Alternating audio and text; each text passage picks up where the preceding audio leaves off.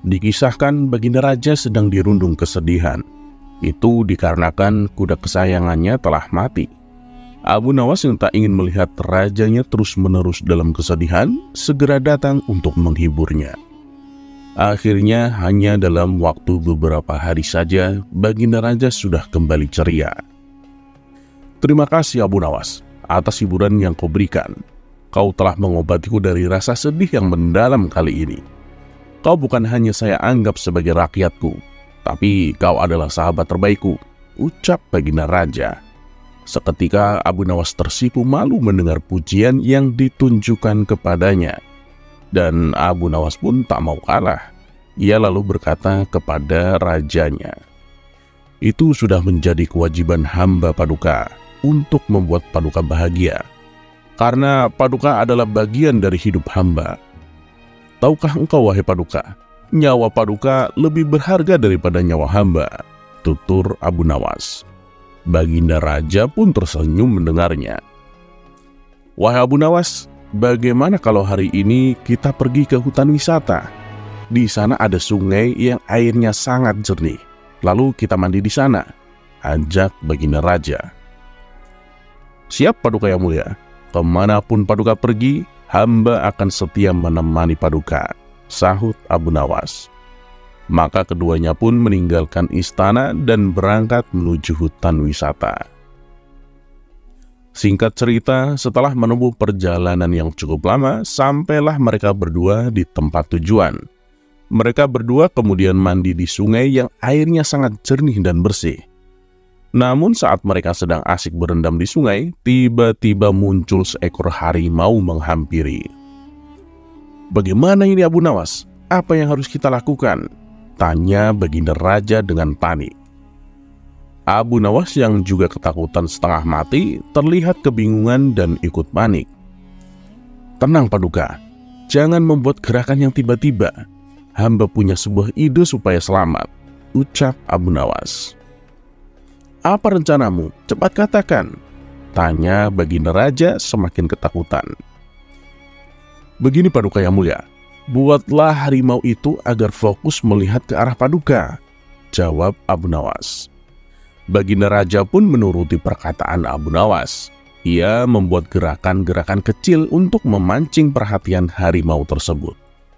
Di saat itulah perlahan-lahan Abu Nawas menjauh dari Baginda Raja dan kemudian berlari terbirit-birit. Abu Nawas pun akhirnya bisa selamat karena luput dari perhatian sang harimau. Sementara Baginda Raja begitu sangat ketakutan karena sang harimau terus saja mengawasi dirinya.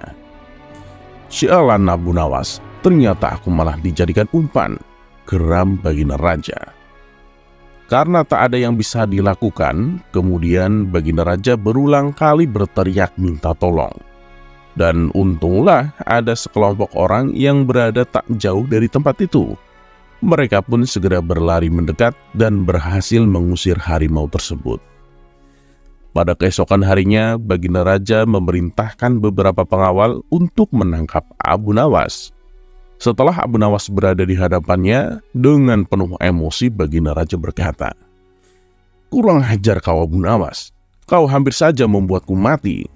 Kemarin kau bilang nyawaku lebih berharga daripada nyawamu. Ternyata kau pembohong Abu Nawas," hardik Baginda Raja. "Ampun Paduka yang mulia, tapi apa yang hamba katakan itu memang benar Paduka," jawab Abu Nawas. "Benar apanya? Kau malah jadikan aku umpan kepada harimau itu supaya kau bisa selamat. Kau harus dihukum mati Abu Nawas karena telah berani mempermainkan rajamu," bentak Baginda Raja. "Ampun Paduka, bohong bagaimana Paduka? Yang saya katakan nyawa Paduka lebih berharga daripada nyawa saya. Bukan berarti hamba rela mati demi Paduka. Begini saja Paduka, ketika Paduka dalam ancaman kematian, apakah Paduka akan memberikan yang paling berharga agar Paduka bisa selamat?" tanya Abu Nawas.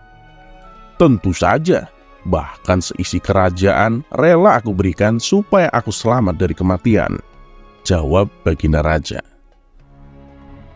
Nah, saat itu hamba bisa saja mati diterkam harimau Paduka.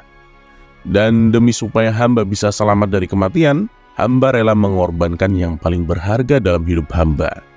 Sesuatu yang lebih berharga dari nyawa hamba, yaitu nyawa Paduka yang mulia, terang Abu Nawas. Mendengar hal itu, Baginda Raja hanya terdiam. Ternyata aku telah terkecoh dengan pujian Abu Nawas. Awas kau Abu Nawas, suatu saat aku pasti akan membalasnya, batin Baginda Raja. Berkat kecerdikan Abu Nawas, ia pun akhirnya dilepaskan kembali dan tak jadi dihukum mati. Cerita berikutnya, Abu Nawas menjadi seperti keledai yang bodoh. Pada suatu hari, Abu Nawas terlihat sibuk menyiapkan materi pelajaran untuk disampaikan kepada murid-muridnya. Setelah semuanya beres, ia pun segera berangkat menuju majelis tempat ia mengajar. Setibanya di sana, ternyata murid-muridnya sudah berkumpul di majelis menunggu kedatangan dirinya. Lalu kegiatan belajar pun langsung dimulai.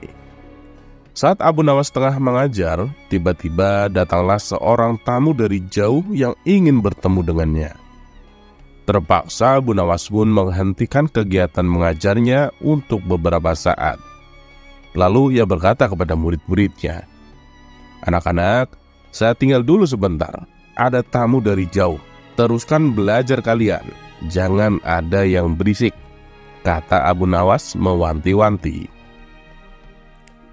Kemudian ia meninggalkan majelis untuk menemui tamunya. Tidak berapa lama setelah Abu Nawas pergi, suasana majelis tempat Abu Nawas mengajar menjadi gaduh oleh ulah para murid-muridnya yang pada bercanda. Namanya saja anak-anak. Ketika gurunya tidak ada di tempat, maka mereka memanfaatkannya untuk bermain di dalam majelis. Suasana gaduh yang semakin menjadi-jadi membuat Abu Nawas sangat terganggu. Apalagi ia sedang ada tamu dari jauh. Abu Nawas pun segera mendatangi majelis untuk menasehati anak-anak didiknya. Mengetahui gurunya akan datang, mereka langsung berpura-pura terdiam. Ada yang berpura-pura baca buku.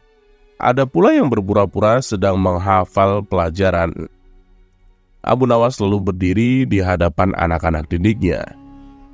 "Kalian ditinggal sebentar saja, bukannya belajar malah bikin gaduh," kata Abu Nawas. "Nilai ulangan kalian hampir semuanya jelek, tapi kalian malah bercanda dan bermain seenaknya. Lalu apa tujuan kalian datang ke majelis ini?" tanya Abu Nawas. Suasana pun mendadak menjadi hening. Seketika mereka semua menundukkan kepalanya, tak ada yang berani menatap Abu Nawas. "Apakah kalian ingin seperti keledai yang bodoh? Ayo, siapa di antara kalian yang ingin seperti keledai yang bodoh? Silakan maju ke depan dan berdiri," hardik Abu Nawas. Semua murid-muridnya terdiam. Mereka menatap satu sama lain seolah-olah saling menyalahkan. Sudah, tak perlu saling menyalahkan. Saya tanya sekali lagi, siapa di antara kalian yang ingin seperti keledai yang bodoh? Silakan maju ke depan dan berdiri. Tentunya tidak ada yang mau, bukan? Makanya belajar yang tekun, jangan banyak bermain, ucap Abu Nawas menasehati.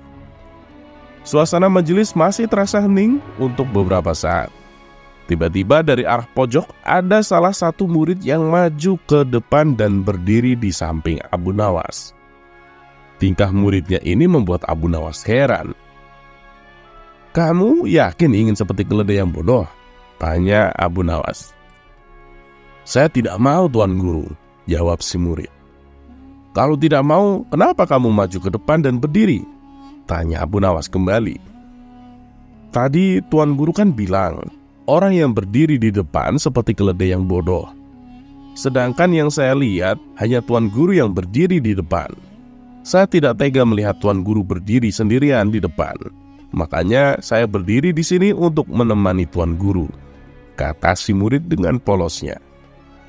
Mendengar penjelasan muridnya yang polos ini, wajah Abu Nawas langsung memerah, menahan malu. Ia baru menyadari bahwa pilihan kata-kata yang diucapkan malah kembali pada dirinya sendiri.